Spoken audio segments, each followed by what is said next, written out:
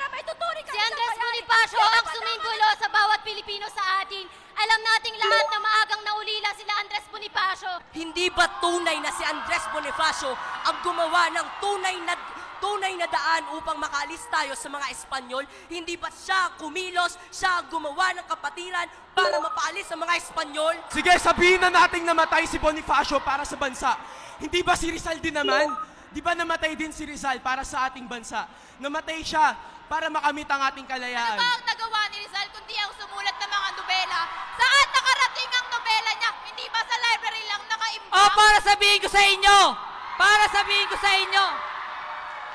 Para sabihin ko sa inyo, kung hindi nagsulat si Rizal ng mga akda, kung hindi niya binuksan ang diwang magiging Nagsulat siya ng mga librong hindi sino naman ang kasama ni naiintindihan ng Bonifacio? mga Pilipino.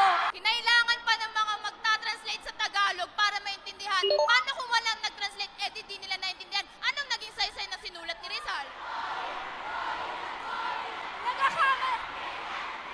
Nagkakamali kayo. Nagkakamali kayo. Nagkakamali kayo. Bigyan natin ng pansin ang kanyang sinabi. Sabi niya na dapat daw si Bonifacio ang tanghalin sa kasalukuyan. Hindi ba't nakakaapekto sa bawat kabataan kung ano ang ipinapakita sa puso ng isang bayani?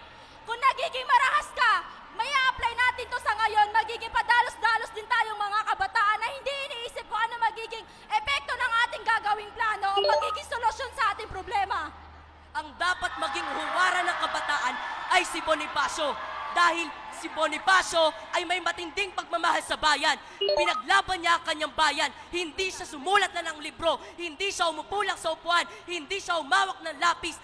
Tumayo si Bonifacio. Humawak siya ng sandata. At ito ang simbolo ng pagmamahal niya sa bayan. Ang mentalidad na ganyan, masyado kang marahas. Bata pa lang tayo, ganyan na ang mentalidad natin. Hindi pagiging marahas ang tinuturo ni Bonifacio. Ano ginawa ka ni Bonifacio? Ano